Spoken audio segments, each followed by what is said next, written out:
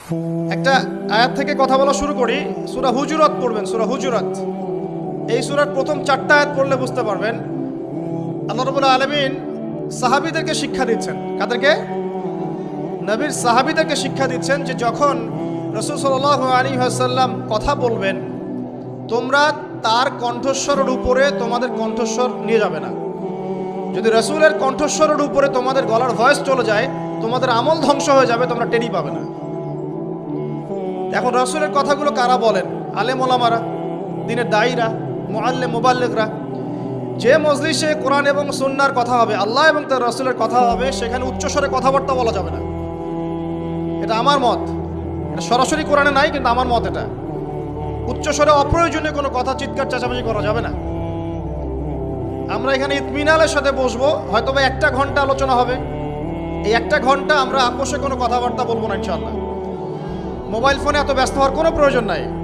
Record হচ্ছে, আমাদের official media আছে ইনশাআল্লাহ, সময় মতো ইউটিউবে পেয়ে যাবেন ইনশাআল্লাহ। টেনশনে কিচ্ছু নাই, তখন ডাউনলোড করতে পারবেন, শেয়ারও করতে পারবেন। আর এই যে সেলফি তোলা আর ছবি তোলার যে সংস্কৃতিটা চলছে আর কি, এগুলোর মধ্যে ডুবে যাবেন। এগুলো আমাদের সংস্কৃতি না। আমাদের সংস্কৃতি কতটুকু? সালাম, আসসালামু আলাইকুম রহমতুল্লাহ, ভাই কেমন আছেন, মুসাফা কর, এতটুকু ব্যাস।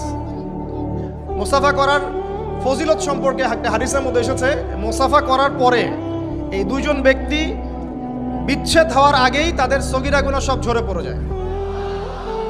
ছবি তুললে কোনো নেকি আছে এমন কোনো হাদিস আমার জানা নাই। ছবি তুললে, সেলফি তুললে আর ভিডিও করলে, লৌকিকতা প্রদর্শন করলে কোন একটা নেকি হবে, এটা আমার জানা নাই। কোনো হাদিসে পাবেন আমার মনে হয় না, আমি চ্যালেঞ্জ করলাম। বরং একটা হাদিসে এসেছে, বিনা প্রয়োজনে অপ্রয়োজনীয় যারা ছবি আর মূর্তি তৈরি করবে এবং এগুলো তো অভ্যস্ত হয়ে যাবে, কিয়ামতের দিন আল্লাহ পাক তাদেরকে কঠিন শাস্তি দেবেন ইনশাআল্লাহ। আল্লাহ পাক বলবেন যে তুমি যা সৃষ্টি করেছিলে এর মধ্যে এখন প্রাণ সঞ্চার করো, মানে একে রূহ দাও, প্রাণ সঞ্চার করো। ব্যক্তি পারবে না, তখন তাকে এই কারণে আযাব দেওয়া হবে। আমরা কি এটা চাই?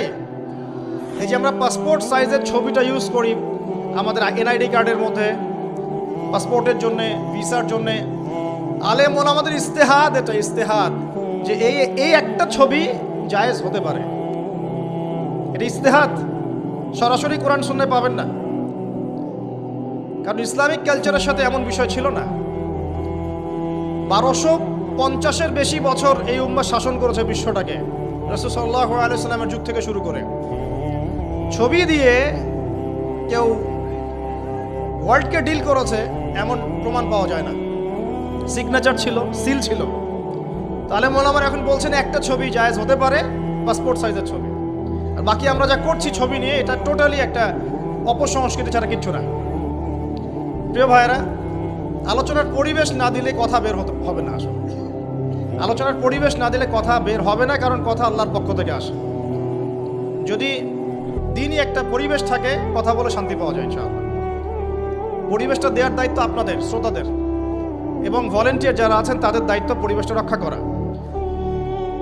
এবং দিনই মজলিসে কোনো রকম যেটাকে আমরা বলি অনাকাঙ্ক্ষিত ঘটনা, এমন কোনো ঘটনা ঘটে গেলে এটাকে প্রচার করার মিডিয়ার অভাব হবে না। কথা বুঝতে পারছেন?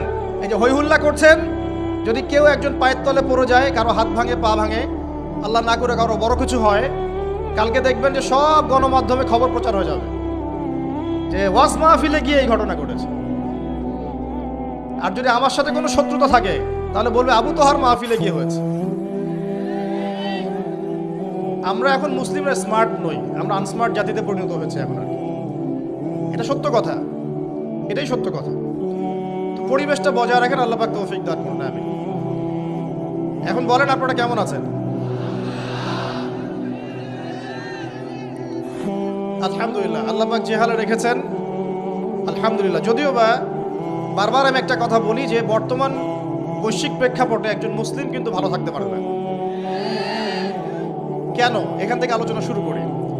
বর্তমান বিশ্বটাকে বুঝতে হলে আমাদেরকে সূরা কাহাফের একটা ঘটনা দিয়ে শুরু করতে হবে। কোন সূরা? আর সূরা কাহাফ সেই সূরা যেই সূরার মাধ্যমে আপনি মাসিহুদ দাজ্জালের ফিতনা থেকে বাঁচতে পারবেন। রাসূল সাল্লাল্লাহু আলাইহি ওয়াসাল্লাম বলেছেন যে আদম আলাইহিস সালাম থেকে শুরু করে কিয়ামত পর্যন্ত, আদম আলাইহিস সালাম থেকে শুরু করে কিয়ামত পর্যন্ত, যেখানে বলছিলাম প্রিয় ভাইরা, রাসূলুল্লাহ সাল্লাল্লাহু আলাইহি ওয়াসাল্লাম বলেছেন যে আদম আলাইহিস সালাম থেকে শুরু করে কিয়ামত পর্যন্ত এই বিশ্বে যতগুলো ফিতনা আসবে, এর মধ্যে মাসিহুদ দাজ্জালের চেয়ে ভয়ঙ্কর কোনো ফিতনা আসবে না। এক বাক্যে বোঝাচ্ছি কিভাবে, যে এই বিশ্বে যতগুলো ফিতনা আছে, ধরেন সুদের ফিতনা, আপনার জেনার ফিতনা, আপনার পরকিয়া, হ্যাঁ, আপনার যে পতিতালয়, আপনার ঘুষ, দুর্নীতি, কালোবাজারি, মজুদদারিতা, মুসলিমদেরকে হত্যা করা, সন্ত্রাসী কর্মকাণ্ড, যত ফিতনা এখন পৃথিবীতে আছে আর কি, এই যতগুলো ফিতনা আছে এগুলোকে একত্রিত করেন, একসাথে করেন, তারপরেও মাসিহুদ দাজ্জালের মতো ভয়ঙ্কর ফিতনা হবে না। এটা এত বড় ফিতনা, ঠিক আছে? এই সূরা নবী সাল্লাল্লাহু আলাইহি ওয়াসাল্লাম বলছেন যে ব্যক্তি সূরা কাহাফের প্রথম 10টা আয়াত, কোন বর্ণনা এসেছে শেষের 10টা আয়াত, মানে প্রথম 10 শেষ 10 দুটোই নিয়ে নেন, এই আয়াতগুলোকে যারা মুখস্থ করবে, হিফজ করবে এবং এর উপর আমল করবে, ইনশাআল্লাহ তাআলা তার জীবদ্দশায় যদি মাসিহুদ দাজ্জাল বের হয়, দাজ্জাল তার কোনো ক্ষতি করতে পারবে না। তাহলে কত ইম্পর্টেন্ট এই সূরাটা একটু চিন্তা করেন। দাজ্জালের যে ভয়ঙ্কর কোনো ফিতনা নাই, সে নিজেকে খোদা দাবি করবে এবং তার এক হাতে থাকবে জান্নাত, এক হাতে জাহান্নাম। এই জান্নাত জাহান্নাম হাতে মানে সত্যিকারের হাতে নয়। আমাদের কিছু প্রোটেস্ট্যান্ট মুসলিম ভাই আছেন, তারা মনে করেন শব্দ যেটা সেটাই নিতে হবে, শব্দ যেটা সেটাই। আসলে এক হাতে কি জান্নাত নিয়ে ঘোরা সম্ভব? না। জান্নাত তো বিশাল, এটাকে হাতে নিয়ে ঘোরা সম্ভব? জাহান্নাম কি হাতে নিয়ে ঘোরা সম্ভব? না। ব্যাখ্যা কি? যে দাজ্জালকে অনুসরণ করবে, দাজ্জাল তাকে সুখ সমৃদ্ধি দিবে, সে পৃথিবীতে জান্নাতের মতো পরিবেশে থাকবে, এটাই জান্নাত। আর যে দাজ্জালকে অনুসরণ করবে না, দাজ্জাল তাকে একদম জুলুম নির্যাতনের মধ্যে ডুবিয়ে রাখবে, তাকে ধ্বংস করে ছাড়বে, এই জাহান্নাম। কি করবে সে? সে সারা বিশ্বে 40 দিন অবস্থান করবে। কতদিন? তার প্রথম দিনটা হবে 1 বছরের সমান, দ্বিতীয় দিনটা হবে 1 মাসের সমান, আর তৃতীয় দিনটা হবে 1 সপ্তাহের সমান। বাকি দিনগুলো আমাদের দিনের মতোই হবে। এটা কিভাবে হবে আল্লাহু আ'লাম, আল্লাহ ভালো জানেন, আমরা জানি না। আল্লাহ পাক কোরআনে বলেছেন একটা সূরায়, যদি আল্লাহ রাব্বুল আলামিন রাতকে স্থবির করে দেন, কেউ কি আছে দিন নিয়ে আসবে? আবার বলেছেন আল্লাহ পাক যদি দিনকে স্থবির করে দেন, স্থির করে দেন, কোনো সত্তা কি আছে রাত এনে দিবে? তাহলে আল্লাহ পাক চাইলে একদিনকে 1 বছর করতে পারেন না? একদিনকে 1 মাস করতে পারেন না? একদিনকে 1 সপ্তাহ করতে পারেন কিনা? বাকি দিনগুলো আমাদের মতোই। সাহাবীরা বলছেন, ইয়া রাসূলুল্লাহ সাল্লাল্লাহু আলাইহি ওয়াসাল্লাম, নবীর নাম আসলে কি পড়বেন? সাল্লাল্লাহু আলাইহি ওয়াসাল্লাম। তাহলে 10 নাকি পাবেন, 10টা গুনাহ মাফ হবে, আল্লাহ পাক আপনার প্রতি 10 বার রহম করবেন ইনশাআল্লাহ। আর যে ব্যক্তি নবীর নাম শুনে দরুদ পড়ে না, নবী সাল্লাল্লাহু আলাইহি ওয়াসাল্লাম তাকে বদদুয়া করেছেন। কি করেছেন? বদদুয়া করেছেন। একদিন নবীজি সাল্লাল্লাহু আলাইহি ওয়াসাল্লাম মিম্বরের উপর দাঁড়িয়ে আছেন, তৃতীয় সিঁড়িতে গিয়ে তিনি বললেন আমিন। সাহাবীরা বললেন, আপনি কেন আমিন বললেন ইয়া রাসূলুল্লাহ? তখন নবীজি বললেন, তৃতীয় সিঁড়িতে আমি যখন ছিলাম, তখন জিবরাইল আলাইহিস সালাম এসে আমাকে বলেছেন, হে মুহাম্মদ, সেই ব্যক্তি ধ্বংস হোক যার সামনে আপনার নাম উচ্চারিত হয়েছে, কিন্তু সে আপনার নাম শুনেও দরুদ পড়ে নাই। তাহলে আমরা রাসূলুল্লাহ সাল্লাল্লাহু আলাইহি ওয়াসাল্লামের নাম শুনে দরুদ পড়বো কিনা? না পড়লে কি হবে? না পড়লে রাসূল সাল্লাল্লাহু আলাইহি ওয়াসাল্লামের বদদুয়া পেতে হবে। আচ্ছা, একটা প্রশ্ন এখানে থ্রো করে সামনে যাই, যে যদি রাসূল সাল্লাল্লাহু আলাইহি ওয়াসাল্লামের নাম শুনে দরুদ না পড়লেই এই শাস্তি হয়, অভিশাপ পেতে হয়, তাহলে আমরা যারা সারা জীবন রাসূলের সুন্নতের খেলাফ চললাম, তাদের কি হবে বলেন? শুধু রাসূলের নাম শুনে যদি কেউ দরুদ না পড়ে, তাহলেই রাসূল সাল্লাল্লাহু আলাইহি ওয়াসাল্লাম বলছেন সে ধ্বংস হোক। তাহলে যে ব্যক্তি সারা জীবন, আমরা এখন দাড়ি রাখতে পারলাম না, সুন্নতি লেবাস চিনলাম না, টাকটুর উপরে কাপড় ওঠাতে পারলাম না, আমরা রাসূলের মতো সুন্নত পদ্ধতিতে নামাজ পড়তে পারলাম না, কোরআন তেলাওয়াত করা শিখলাম না, তাসবিহ তাহলিল করতে পারলাম না, পর্দা করলাম না, রাসূলের আদর্শ নিজের ভিতরে ধারণ করলাম না, পরিবারে রাসূলের আদর্শ প্রতিষ্ঠা করলাম না, সমাজে প্রতিষ্ঠার কোনো চেষ্টা করলাম না, রাষ্ট্রে প্রতিষ্ঠার কোনো চেষ্টা করলাম না, আমাদের কি হবে? এটা বোঝার জন্য কি পিএইচডি ডিগ্রি করার দরকার আছে? বুঝতে পারছি না কি হবে। যেমন একটা আয়াত আছে কোরআনে, সূরা বাকারার 279 থেকে 84 পর্যন্ত, দেখবেন একটা আয়াতে আল্লাহ পাক বলছেন ইয়া আইয়ুহাল্লাযীনা আমানু, হে মুমিনগণ। মুমিন কারা? আমরা তো মুমিন নাকি? মুমিন কারা? কি আমরা মুমিন না? কনফিউশন আছে? মুমিন কারা? যারা 6টা পিলারে বিশ্বাস করে। কয়টা পিলার? 1 নাম্বার আল্লাহই বিশ্বাস করে না দেখেই। 2 নাম্বার আল্লাহ পাকের ফেরেশতা মণ্ডলীর প্রতি বিশ্বাস করে না দেখেই। 3 নাম্বার আল্লাহ পাকের সমস্ত আসমানি কিতাবে বিশ্বাস করে না দেখেই। 4 নাম্বার আল্লাহ পাকের প্রেরিত রাসূলগণের প্রতি বিশ্বাস করে না দেখেই। আমরা কি নবীজিকে দেখেছি? দেখি নাই। সাহাবীরা দেখেছেন। যে ব্যক্তি পরকালে বিশ্বাস করে না দেখেই এবং তাকদীর বা ভাগ্যের ভালো মন্দে বিশ্বাস করে না দেখেই। এই 6টা পিলারে যে ব্যক্তি মনে বিশ্বাস করে, মুখে স্বীকৃতি দেয় এবং কাজেও বাস্তবায়ন করে তাকে বলা হয় মুমিন।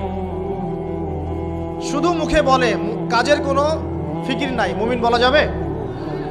নামাজ পড়তে হয় জানে, এতটুকুই। নামাজ জীবনে পড়ার তৌফিক হলো না, পড়লো না, তাকে কি আপনি মুমিন বলবেন? আচ্ছা, তো আমরা যদি মুমিন হই, আমাদেরকে আল্লাহ পাক বলছেন, কি বলছেন? ইত্তাকুল্লাহ, তোমরা আল্লাহকে ভয় করো, তোমরা আল্লাহকে ভয় করো। ওয়াযারু মা বাকিয়া মিনার রিবা, এবং সুদের অবশিষ্ট অংশগুলো ছেড়ে দাও। ইন কুনতুম মুমিনিন, যদি প্রকৃত অর্থেই তোমরা মুমিন হয়ে থাকো। তারপরের আয়াত আল্লাহ পাক বলছেন ওয়া ইল্লাম তাফআলু, তোমরা যদি সুদ না ছাড়ো। কি না ছাড়ো? সুদের আরবি হচ্ছে রিবা, যেটা দিয়ে পুরো ওয়ার্ল্ডের ইকোনমিক সিস্টেম এখন দাঁড়িয়ে আছে। তোমরা যদি সুদ না ছাড়ো তাহলে কি হবে? ফাযানু বিহারবিন মিনাল্লাহি ওয়া রাসূলিহি, তাহলে আল্লাহ এবং তার রাসূলের বিরুদ্ধে যুদ্ধের ঘোষণা শুনে রাখো। এখন আমাকে বলেন, মুমিন ব্যক্তি যদি, মুমিন হোক আর কাফের হোক আর যেই হোক, সে যদি আল্লাহ এবং তার রাসূলের সাথে যুদ্ধ করে, সে কি পরকালে নাজাত পাবে? মুসলিম হয়ে কালিমা পড়ে সুদ খেয়ে যদি আল্লাহ এবং তার রাসূলের সাথে যুদ্ধ করে, সে কি কবরে প্রশ্নের উত্তর দিতে পারবে? সে হাউজে কাউসারের পানি পাবে? সে নবী সাল্লাল্লাহু আলাইহি ওয়াসাল্লামের সুপারিশ পাবে? এতটুকু বোঝার জন্য কি আমার পিএইচডি করার দরকার আছে? ঠিক একই কথা, যদি আমরা নবীর নাম শুনে দরুদই না পড়লাম, তাহলেই ধ্বংসের কথা বলা হচ্ছে।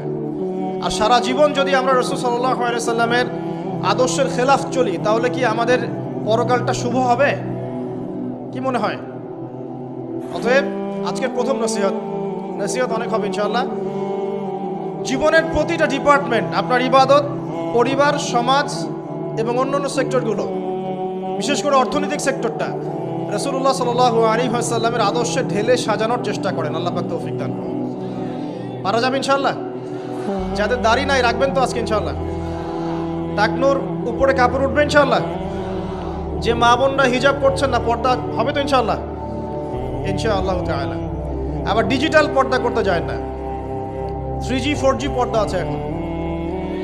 তো ডিজিটাল পর্দা না, আমরা বলছি ফাতিমা রাদিয়াল্লাহু আনহার মতো পর্দা, আয়েশা রাদিয়াল্লাহু আনহার মতো পর্দা, খাদিজা রাদিয়াল্লাহু আনহার মতো পর্দা। আল্লাহ পাক তৌফিক দান করুন।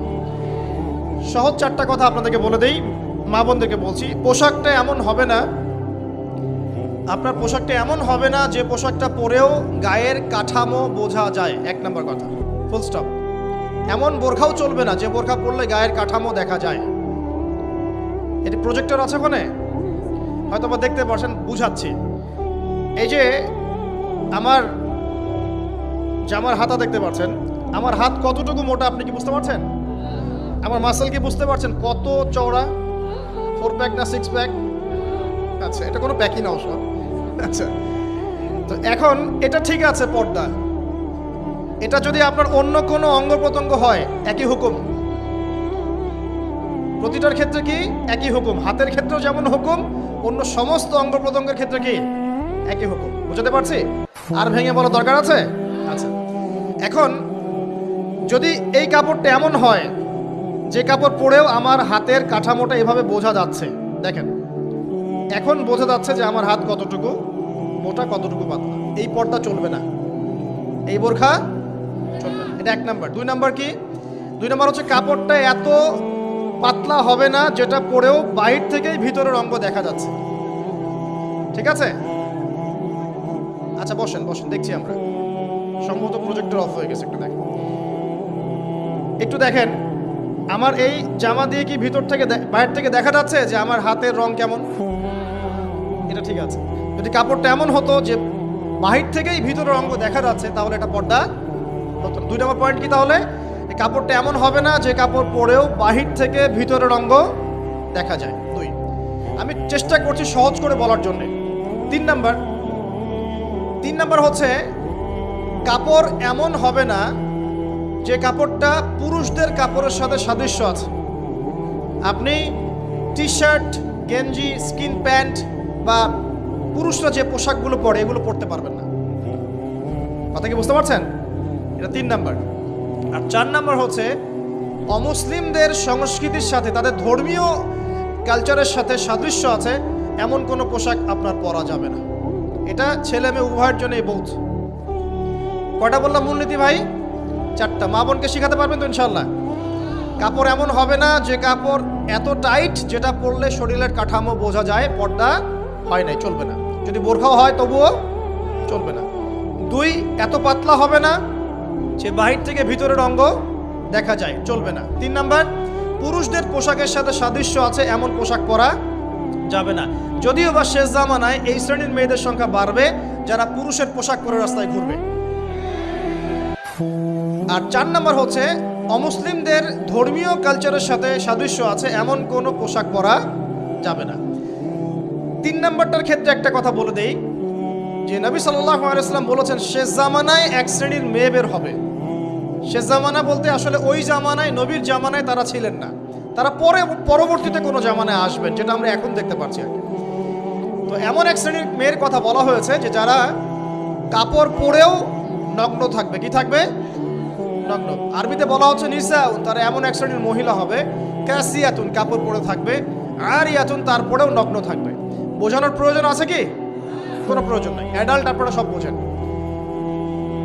মুমিলাতুন মাইলাতুন, অর্থাৎ নিজেরাও অন্যকে আকৃষ্ট করবে, নিজেরাও অন্যকে আকৃষ্ট করবে এবং অন্যের প্রতি আকৃষ্ট হবে, দুটোই হবে। নিজেরাও আকৃষ্ট হবে, অন্যকেও কি করবে? আকৃষ্ট করবে। ওই যে সিডিউস, নিজেরাও সিডিউস হবে, অন্যকেও সিডিউস করবে। এই শব্দটা 1400 বছর আগে নবী সাল্লাল্লাহু আলাইহি ওয়াসাল্লাম হাদিসে বলে গিয়েছেন যে এমন এক শ্রেণীর মেয়ে বের হবে যাদেরকে আমি দেখি নাই, আমার যুগে তারা ছিল না, পরবর্তী কোনো যুগে আসবে। এদের ব্যাপারে নবী সাল্লাল্লাহু আলাইহি ওয়াসাল্লাম বলছেন যে তারা জান্নাতে যাবেও না, জান্নাতের গন্ধও কখনো পাবে না। রাসূলুল্লাহ সাল্লাল্লাহু আলাইহি ওয়াসাল্লাম মেরাজে হঠাৎ সুঘ্রাণ, নবী সাল্লাল্লাহু আলাইহি ওয়াসাল্লাম বলছেন কোত্থেকে আসছে এটা? জিবরাইল আলাইহিস সালাম উত্তর দিচ্ছেন এটা হচ্ছে ফেরাউনের মেয়ের চুল আঁচড়ে দিত একজন দাসী, যার হাত থেকে একদিন চিরুনি পড়ে গিয়েছিল। সে বলেছিল বিসমিল্লাহ বলে চিরুনি উঠিয়েছে, উঠে আবার আচরণ শুরু করেছে। এখন এর মেয়ে শুনে ফেলেছে বিসমিল্লাহ বলে উঠিয়েছে। সেই মেয়ে ফেরাউনকে বলল যে আপনাকে বাদ দিয়ে এই দাসী আরেকজনকে ইলাহ মানছে। তখন সেই দাসীকে গ্রেপ্তার করা হলো। তুমি কার উপাসনা করছো, কার ইবাদত করছো? সে দাসী বলছে আমি এক আল্লাহর ইবাদত করি। কে আল্লাহ? যে আল্লাহ আমাকে সৃষ্টি করেছেন, যে আল্লাহ আমার রব, যে আল্লাহ আপনারও রব। ফেরাউনকে মুখের উপর বলে দিল। এবার ফেরাউন তাকে ধরে বলছে ফিরে আসো তোমার মতাদর্শ থেকে, না হলে তোমাকে জীবন্ত আগুনে পুড়িয়ে মার। কি বলছে? আগুনে পুড়িয়ে মার। তো সে ফিরে আসে না। তখন ফেরাউন দেখলো তার সন্ততি আছে কিনা। সন্তানরা আমাদের সফট কর্নার না, সন্তানকে ডেকে আনা হলো। 2টা বাচ্চা, 2টা কি 3টা বাচ্চা।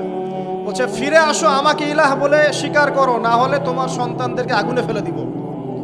সেই মহিলা বলছে আমার তো মাত্র 3টা সন্তান, আমার যদি এর চাইতেও বেশি সন্তান থাকতো তারপর আমি ফিরে আসতাম না। একে একে মায়ের চোখের সামনে এক এক করে বাচ্চাদেরকে জীবন্ত আগুনে পুড়িয়ে ফেলা। শেষমেশ সেই মেয়েটাকেও, সেই দাসীকেও জীবন্ত আগুনে পুড়িয়ে দেওয়া হলো। নবী সাল্লাল্লাহু আলাইহি ওয়াসাল্লামকে জিবরাইল আলাইহিস সালাম বলছেন ওই যে ফেরাউনের দাসী, অনেকে বলেছে তার নাম আসিয়া, এই নামটা কোরআনে নাই। নবীজি পেলেন তো? অন্য কোনো নবী পেয়েছেন? অন্য কোনো নবীর ক্ষেত্রে এটা দলিল পাওয়া যাচ্ছে না, কিন্তু নবী সাল্লাল্লাহু আলাইহি ওয়াসাল্লামের ক্ষেত্রে দলিল পাওয়া যাচ্ছে। আচ্ছা, এটা গেল নবীর কথা। এই ঘটনা ঘটেছে মূসা আলাইহিস সালামের যুগে, আর নবী সাল্লাল্লাহু আলাইহি ওয়াসাল্লাম ঘ্রাণ পাচ্ছেন মেরাজে। চিন্তা করতে পারেন কত বছর আগে ঘটনা ঘটেছে, আমরা জানতামই না। কিন্তু যদি মেরাজে নবী সাল্লাল্লাহু আলাইহি ওয়াসাল্লামের কাছে সুঘ্রাণটা না আসতো। সুবহানাল্লাহ। এরপর কি এটা তো নবীর ক্ষেত্রে গেল, সাহাবীদের ক্ষেত্রে কি হয়েছে? একজন সাহাবী যার নাম আনাস বিন নজর, কি নাম? আনাস বিন নজর, নামগুলো মনে রাখবেন। উহুদের মাঠে বিশাল যুদ্ধ হচ্ছে, আমরা জানি যুদ্ধের মধ্যে প্রথম দিকে মুসলিমরা প্রায় জয়লাভ করেই ফেলেছিল, কিন্তু একটা ভুল, অনলি একটা ভুল। কি ভুল? ওই জাবাল রুমার মধ্যে 50 জন তীরন্দাজ সাহাবীকে রেখে দেওয়া হয়েছে। নবীজি বলেছিলেন, আমরা যদি মরেও যাই, আমাদের গায়ের গোশত যদি পাখি এসে খাওয়া শুরু করে, তোমরা নামবে না এখান থেকে। বুঝতে পারছেন? কমান্ড। এটা হচ্ছে একজন নেতার আনুগত্য। কমান্ড, নেতার আনুগত্য কত বড় জিনিস দেখেন। তো যখন যুদ্ধ শুরু হয়ে গেল, হামজা রাদিয়াল্লাহু আনহু সহ অন্যান্য সাহাবীরা বীর বিক্রমে যুদ্ধ করলেন। অল্প কিছু সময়ের মধ্যেই কাফেররা পালানো শুরু করল। যখন মুসলিমরা বীর দর্পে যুদ্ধ করে, কাফেররা পালিয়ে যায় না? যায় না? মুসলিমরা সবাই ঐক্যবদ্ধ যদি হতে পারত, কোনো কাফেরের শক্তি ছিল নাকি ইসলামের দিকে চোখ তুলে তাকায়? আজকে আমরা যে বিভক্ত, আমরা বিভক্ত, আপোষে বিভক্ত, বিভিন্ন দলে মতাদর্শে বিভক্ত, আমাদের শক্তি কমে গেছে, হাওয়া বেরিয়ে গেছে। আমাদের যুবকরা এখন পর্নোগ্রাফি, এই গার্লফ্রেন্ড বয়ফ্রেন্ড কালচার, এই মাদক, এই জুয়া, এই জেনার পেছনে ছুটছে। আমরা নামাজ ছেড়ে দিচ্ছি, কোরআন ছেড়ে দিচ্ছি, মা বোনরা পর্দা ছেড়ে দিচ্ছেন। এই জাতি কি বিজয় লাভ করবে নাকি? আগে এই জায়গায় ঠিক করতে হবে, তারপর বিজয় আসবে ইনশাআল্লাহ তাআলা। আর বিজয় যে আসবে, এই বিষয়ে কোনো সন্দেহ আছে? কোনো সন্দেহ নাই। আমরা না পারলে আল্লাহ পাক অন্য জেনারেশনকে নিয়ে আসবেন। ওই জেনারেশন না পারলে তার পরের জেনারেশন পারবে। তারাও যদি না পারে, আমাদের দ্বারা যদি কোনো কাজই না হয়, আল্লাহ পাক অমুসলিমদেরকে হেদায়েত দিয়ে ইসলামে নিয়ে আসবেন, তাদের হাত দিয়ে বিজয় দিবেন ইনশাআল্লাহ। পৃথিবী সভ্যতা শুরু হয়েছিল একজন নবী দ্বারা, ইসলাম দ্বারা। সভ্যতা শেষও হবে ইনশাআল্লাহ তাআলা একজন নবী দ্বারা। সেই নবীর নাম কি? নবী ঈসা ইবনে মারইয়াম। মারা গেছেন না জীবিত আছেন? বহু মানুষ বিশ্বাস করে তিনি মারা গেছেন। আমরা কি বিশ্বাস করব? আল্লাহ পাক বলছেন, ওয়ামা কাতালুহু ওয়ামা সালাবুহু। তারা ঈসা ইবনে মারইয়ামকে হত্যাও করে নাই, ক্রুশবিদ্ধও করে নাই। বাল রাফাআহু আল্লাহু ইলাইহি, বরং আল্লাহ তাকে তার কাছে উঠিয়ে নিয়েছেন। তিনি কোথায় আসবেন? তিনি আসবেন সিরিয়ায়। কোথায়? এই যুদ্ধ চলছে তা সিরিয়ায়, দেখেন নাই? আর এখানে লক্ষ লক্ষ মানুষকে মারা হয়েছে, মা বোনদের ইজ্জত নেওয়া হয়েছে, বাচ্চাদেরকে হত্যা করা হয়েছে। এগুলো ইস্যু নিয়ে একটা টু শব্দ করার মতো সৎসাহস হয় নাই। যে ইস্যুগুলো নিয়ে কথা বললে কোনো বাধা বিপত্তি আসে না, সেগুলো নিয়ে ফেসবুক গরম করতে খুব ভালো লাগে। কথা বোঝেন নাই? এই যে কয়দিন আগে এই যে হ্যালোইন একটা উৎসব হয়ে গেছে না, আরবদের নাকের ডগে আরবরাও করেছে না, একটা টু শব্দ করার সাহস হয়নি। কারণ টু শব্দ করলে সমস্যা, সাপোর্টটা কমে যাবে। তো তারপরে 2013 থেকে 22 পর্যন্ত ইয়েমেনের প্রায় 3.5 লক্ষ মানুষকে হত্যা করা হয়েছে, যার মধ্যে 60% হচ্ছে শিশু। এই ইস্যু নিয়ে একটা কথা বলার মতো সাহস ঘুমটার হয়নি।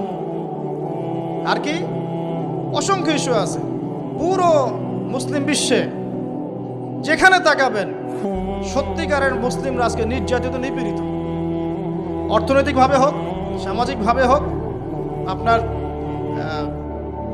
পারিবারিকভাবে হোক, ধর্মীয়ভাবে হোক, বিভিন্নভাবে তাদেরকে হ্যারাস করা হয়েছে। এই মাজলুমদের পক্ষে কথা বলার মতো সৎসাহস হয়নি। কোন ইস্যুগুলো নিয়ে কথা বলতে পছন্দ হয়? ছোটোখাটো যেগুলো নিয়ে কথা বললে খুব মজা পাওয়া যায়, 2-4 লাইন কমেন্ট করা যায়, কাউকে অপদস্থ করা যায়, কারো ইজ্জত ধুয়ে দেওয়া যায়।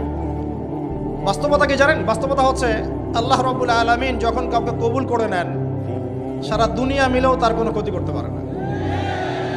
আরেকটা বড় কথা বলি, মানুষের একটা কথা আছে যে স্পিরিচুয়াল প্রেজেন্স, মানে আধ্যাত্মিক উপস্থিতি বলে একটা কথা আছে।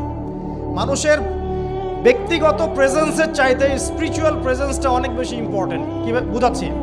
ইব্রাহিম আলাইহিস সালাম কিন্তু বেঁচে নাই, বেঁচে আছেন, কিন্তু তার আদর্শ কিন্তু এখনো জীবিত আছে। নবী মুহাম্মদ সাল্লাল্লাহু আলাইহি ওয়াসাল্লাম বেঁচে আছেন, অবশ্যই তারা কবরে জীবিত, অবশ্যই, সেটা অন্য ইস্যু। আমি পৃথিবীর কথা বলছি। নবী সাল্লাল্লাহু আলাইহি ওয়াসাল্লাম কি আমাদের মধ্যে আছেন? না আমাদের মধ্যে কি বেঁচে আছেন? তার আদর্শ কিন্তু মরে যায় না। এমনকি আমরা যারা এখন অনেক বড় বড় নেতার আদর্শে আমাদের জীবন গড়ি না, তারা কিন্তু কেউ বেঁচে নাই, বেঁচে আছে।